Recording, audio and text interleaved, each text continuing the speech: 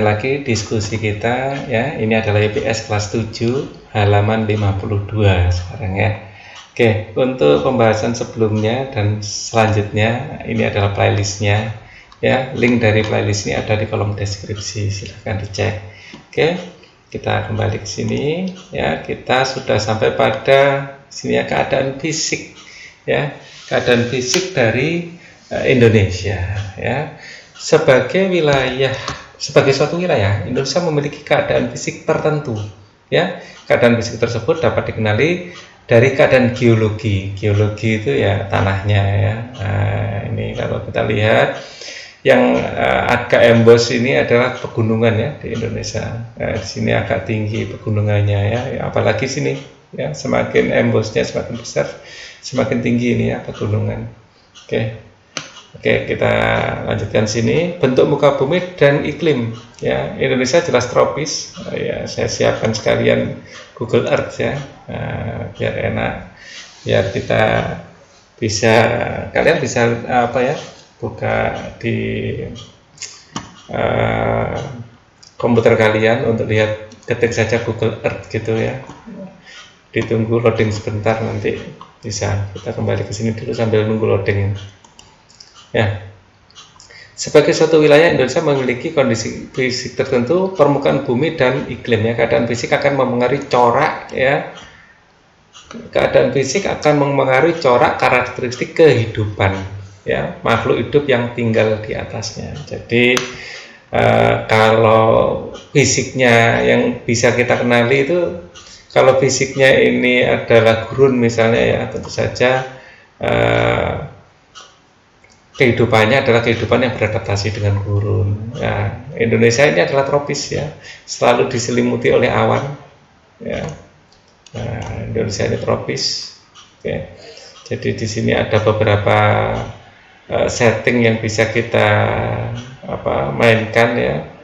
Map style misalnya di sini, tentu animated cloud misalnya tambahkan, biar kita tahu bahwa di situ Indonesia itu selalu diselimuti oleh awan ya. Jadi ini menyebabkan Indonesia beriklim yang tropis ya, dan selalu banyak hujan. Kita lihat di sini. Nah, ini pengaruh. Di sini lihat tidak ada awan yang menyelimuti kan. Ya, akhirnya ya gersang gini. Nah, kita lihat daerah-daerah yang nggak diselimuti awan ya gersang seperti ini ya. Dan Indonesia dikaruniai awan yang selalu menyelimuti ya, ini yang menyebabkan Indonesia selimuti oleh hujan. Oke, selalu banyak hujan ya, sehingga cukup air untuk pengairan irigasi ya, pertanian. Kita kembali ke sini lagi ya, nanti akan kita bahas juga itu. Kondisi geologi Indonesia. Kita akan diskusi kondisi geologi Indonesia. Pernahkah kalian mendengar istilah lempeng bumi? Jadi bumi ini terdiri dari lempengan-lempengan. Nah, dan Indonesia ini ternyata di perbatasan lempengan tersebut. Ternyata bumi tempat kita hidup tidak bulat secara utuh, tetapi terdiri atas lempengan yang bergerak terhadap satu dan lainnya. Indonesia terletak pada pertemuan 3 lempeng tektonik besar, yaitu ini dihafalkan ya. Jadi Indonesia ada pada pertemuan 3 lempeng, yaitu lempeng Indo-Australia ya, Eurasia dan lempeng Pasifik ya. Nah, di sini Eurasia Plate ya, lempeng Eurasia di sini ya, Eurasia Plate. Terus kemudian ada Pacific Plate di sini, Pacific Plate ya. Terus ada Philippine Plate ya. Tapi nggak sampai masuk ke Indonesia Philippine Plate ya, sama ini Indo-Australia. Di sini ada lempeng. Nah, kalau kita lihat ini, itu kenapa Pak Ali gunakan Google Earth. Nah, lempeng-lempeng itu kelihatan juga di sini. Awannya kita hentikan dulu ya. Awannya kita hentikan. Wah, ini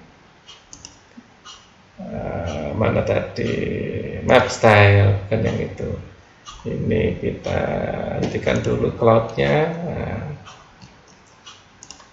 Nah, di sini terlihat ada perbatasan lempengnya di sini, ya. Di sini lempeng Australia, Eurasia di sini, ya. Lempeng Filipina tadi di sini ya, kelihatannya ada perbatasannya agak gelap ini. Nah, dan lempeng-lempeng ini bergerak. Kalau ada pergerakan, itu bisa ini gempa bumi. Terakhir gempa bumi di daerah sini ya, di Malang, daerah Malang sini. Oke, kita kembali ke sini lagi, di Pantai Malang, di daerah sini gempa bumi. Dan itu terasa sampai Diri ya, Malang, Surabaya pun terasa bergoyang-goyang. Oke, kita lanjutkan. Intinya ya, di sini ada Eurasia Plate, ya, lempeng Eurasia, di sini ada Indo-Australia, terus di sini ada Pasifik, dan di sini ada Filipina. Ya, gambaran jelasnya di sini. Ya, ini Pasifik, di sini Filipina. Pasifik. Oke. Tumbukan lempeng rangkaian gunung api di Indonesia. Nah, gunung api di Indonesia umumnya merupakan gunung bertipe strato, ya, yaitu gunung berapi berbentuk kerucut yang tinggi dan lereng yang curam. Nah, ini adalah gambar gunung berapi yang Pak Ali kumpulkan dari ini ya, Google juga ya, dikopas ke sini biar kalian bisa lihat. Ya, pada umumnya bentuk gunung api di Indonesia seperti ini. Ada yang bentuk tameng itu di sana di Hawaii ya, nah. Jadi nggak kelihatan seperti kerucut, sangat pendek ya, karena magmanya cair di sana. Nah, ini kalau di Indonesia seperti ini. Nah, ini kalau gempa tektonik seperti ini, ya. Ini terjadi di Palu kalau nggak salah. Nah, selain terbentuk pegunungan dan gunung api, tumbukan antar lempeng ya juga menghasilkan fenomena gempa bumi. Ya, seperti ini, fenomena gempa bumi. Jalan besar retak-retak seperti ini. Gempa bumi terjadi karena lempeng yang saling bertumbukan, kemudian menghasilkan getaran yang sampai ke permukaan. Nah, seperti ini, ya.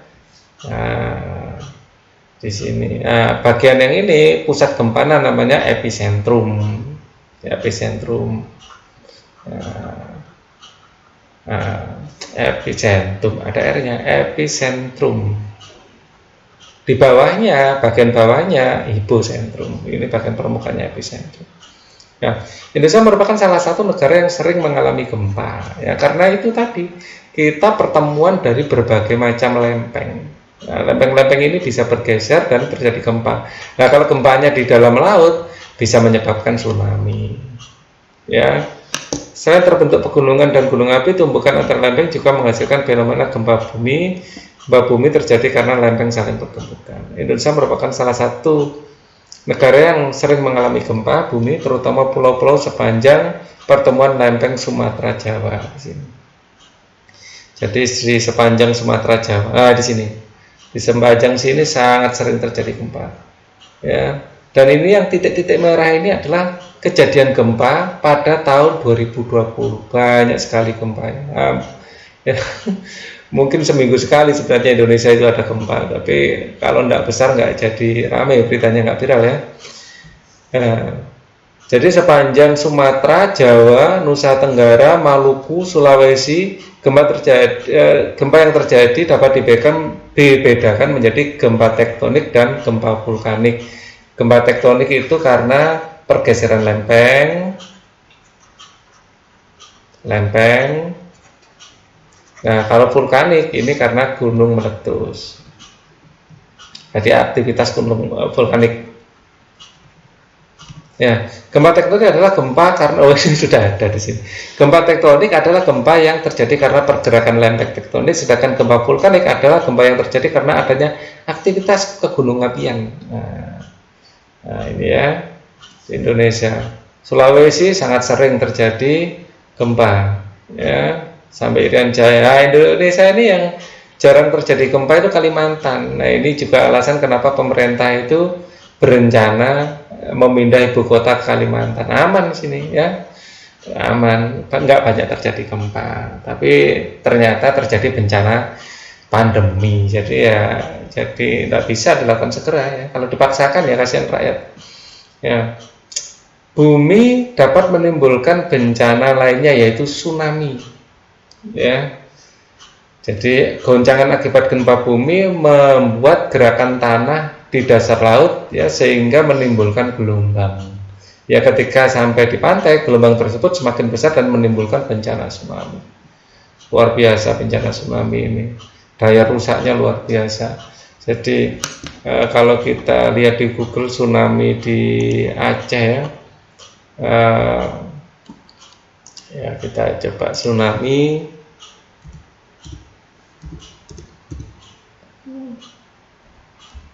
Aceh ya, Aceh 2004 ya, Aceh. Jadi nah seperti ini, 2004 itu ada bencana yang luar biasa. Nah, iklannya dilihat dulu. Ya, di sini memori ya. Jadi gara-gara ini seperti ini, air laut naik ke daratan seperti ini, bisa kita perbesar ya. Jadi ini sangat ini airnya datang seperti ini 2004. Nah, yang jadi masalah bukan airnya, serpian-serpian kayu ini yang kalau kita terkena itu bisa sangat berbahaya.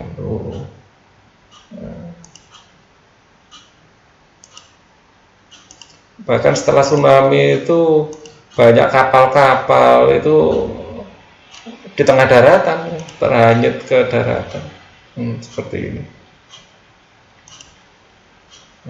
Kalian lihat sendiri ya. Jadi Pak Ali skip seperti ini, air datang. Ini tsunami yang terjadi 2004. Ini terjadi karena di tengah laut terjadi gempa sehingga menimbulkan gelombang yang sangat besar. Dan ini tragedi, benar-benar tragedi. Tempat wisata jadi seperti ini. Oke, kalian lihat sendiri. Tsunami Aceh 2004. Nasib orang-orang seperti ini ya, kita nggak tahu ya. Mungkin kalau selamat bisa cerita ini sekarang, luar biasa. Oke, kita kembali ke sini lagi. Nggak tega Pak Ali melihat itu. Kita lanjutkan sini lagi. Nah, itu gambaran tsunami di Aceh. Nah, kalau dari jauh seperti ini kan nggak terlalu mengerikan. Nah, kita lanjutkan. Selain gempa bumi, Indonesia juga rawan akan bencana letusan gunung api. Gunung berapi adalah lubang kebundan atau rekahan dalam kerak bumi.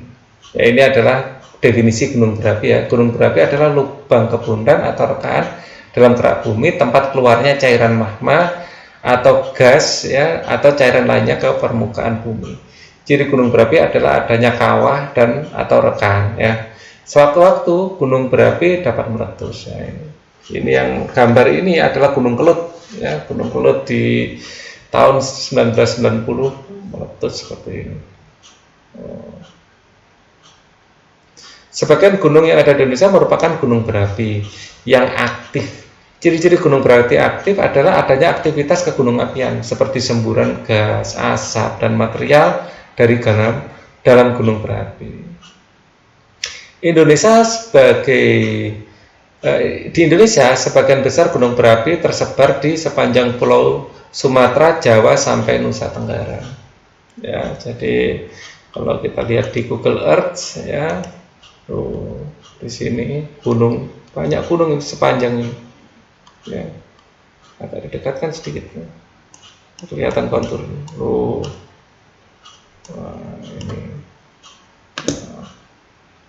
Ini nggak usah semua diperlihatkan ya.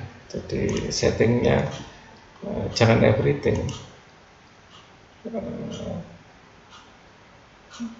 Nah, ininya nggak usah.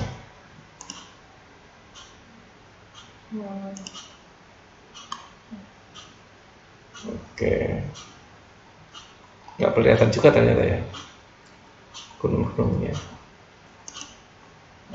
Pasti nggak hafal Pak Ali settingnya. Intinya kalau kita perbesar kelihatan ya.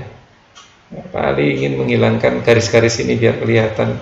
Intinya yang warna yang warnanya hijau gelap ini adalah dataran-dataran tinggi. berurutan di Pulau Jawa ya. Loh, di sini gunung. Sepanjang Pulau Jawa, Sumatera banyak sekali gunung-gunung kita temui. Nah, ini. Kalau di zoom boleh kelihatan. Nah, ya, sampai Nusa Tenggara. Loh, sampai Nusa Tenggara ini penuh dengan gunung. Ya. Oke.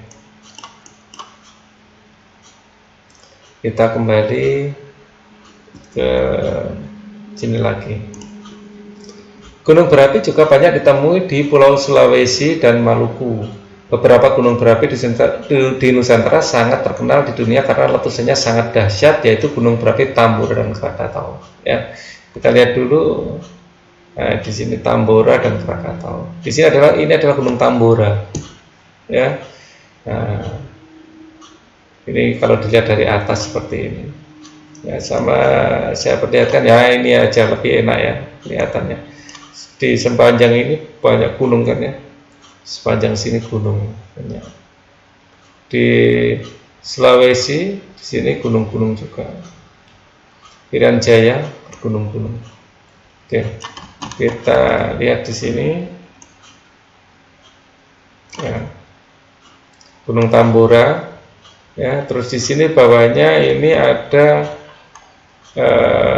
Gunung Krakatau. Di sini kan Tambora dan Krakatau, gunung berapi Tambora dan Krakatau. Nah, di sini ini adalah Gunung Tambora, di bawahnya ini adalah Gunung Krakatau. Ada 3 gambar ini. Ini saat meletus, ini saat tidak meletus. Nah, tengah laut. Ya. Gunung berapi adalah lubang kepundan atau rekahan dalam kerak bumi, tempat keluarnya cairan magma atau gas cairan lainnya ke permukaan bumi. Ciri gunung berapi adalah kawah dan rekahan. Sewaktu-waktu gunung berapi dapat meletus ya. Nah, di sini adalah kepundan. Ya, rekahan ini kepundan. Nah, oke. Ini ada pipa kepundan, lapisan batuan, dapur magma. Ini Pak Ari dapatkan dari dongeng geologi. Ya, gambarnya. Sebagian gunung yang ada ini halaman 54 sekarang kita ya. Halaman 54. Sebagian gunung yang ada di Indonesia merupakan gunung berapi yang aktif. Ciri gunung berapi yang aktif adalah adanya aktivitas kegunung apian. Ya, nggak harus meletus. Aktivitas gunung berapi bisa mungkin ada gempa-gempa, ya, ada semburan asap atau gas. Gas ini buat panas ya. Selain beracun, boleh jadi panas. Lontaran material dalam gunung berapi juga. Jadi ini kalau di Jawa Tengah ya, disebut wedhus gembel. Ini adalah awan panas dan beracun. Orang bisa langsung gosong kena ini. Ya. Nah, dulu ada tokoh spiritual Mbah Marijan, itu terkena ini. Letusan Gunung Merapi Yogyakarta sangat aktif mengeluarkan aliran awan panas disebut wedhus gembel. Ya, wedhus itu kambing ya, ini bahasa Jawa. Jadi kambing yang gembel itu, kambing yang nggak pernah mandi. Bentuknya kayak kambing nggak pernah mandi. Gembel. Indonesia sebagian besar gunung berapi tersebar di sepanjang Pulau Jawa, Sumatera sampai Nusa Tenggara. Gunung berapi banyak ditemui di Pulau Sulawesi, Maluku. Beberapa gunung berapi di Nusantara sangat terkenal di dunia karena letusannya yang sangat dahsyat, ya, yaitu gunung berapi Tambora dan Krakatau. Loh, diulang lagi ini Pak Ali Kopasnya 2 kali. Nah, ini adalah gunung-gunung berapi yang ada di Indonesia, mulai Pewet Sagwe, Burnitelong, Tandikat, Merapi, Talang, Kerinci, Sumblang, Kaba, Dempo, Gunung Besar, Sawuh, Krakatau. Krakatau di Selat Sunda sini ya. Klara, Beres, Gagak, banyak ya. Di Jawa banyak sekali. Ada Gunung Salak, Gunung Gede, Gunung Papandayan, Gunung Agung, Gunung Cerme, Gunung Slamet. Gunung Slamet tapi kena letusannya bisa nggak selamat ya. Ada Merapi, Sundoro, Dieng, Komplek, ya, Semeru, Raung, Ijen, Tambora. Mana Kelut ini? Pak Ali nyari Kelut. Nah, ini Kelut. Ya. Nah, Pak Ali dari Kediri. Ya. Gunung Kelut ini yang sering menghantui warga Kediri. Ya. Karena kalau meletus itu, wah, pasir-pasir bisa memenuhi atap rumah ini Kelut ini. Ya. letusan Gunung Pelut. Nah, oke, kita lanjutkan di sini.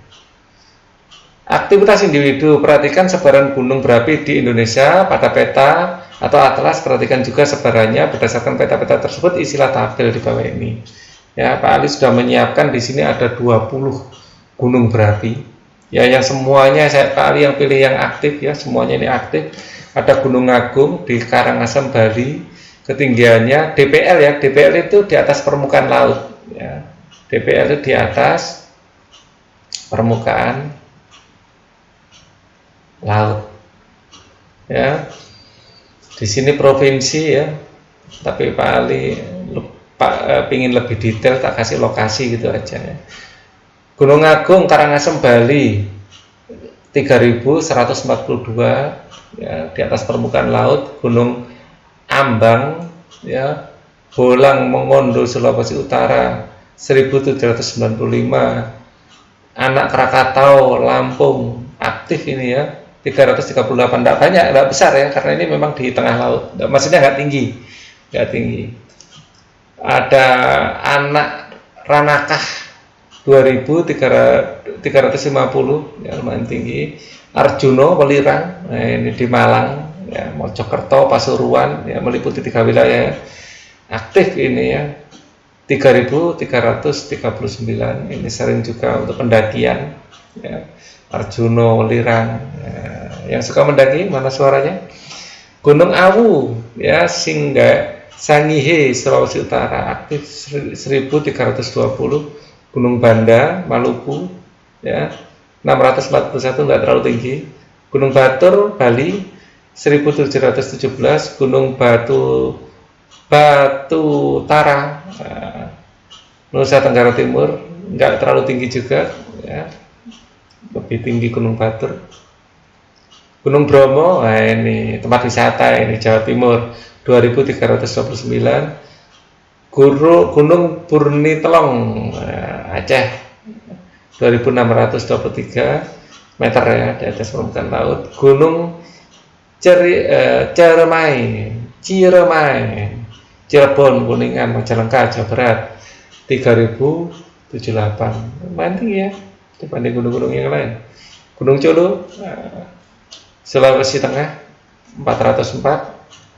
Ada apa lagi ini? Gunung Dempo Sumatera Selatan 3173, wah tinggi ya. Gunung Dieng Wonosobo Batang Jawa Tengah 2565. Ini aja di Dieng itu sering terjadi ini ya, apa kayak hujan, permukaan tanaman itu kayak ada lapisannya es gitu. Padahal cuma 2000, kalau 3000 apa enggak lebih tinggi lagi. Gunung Dukono Maluku 1229.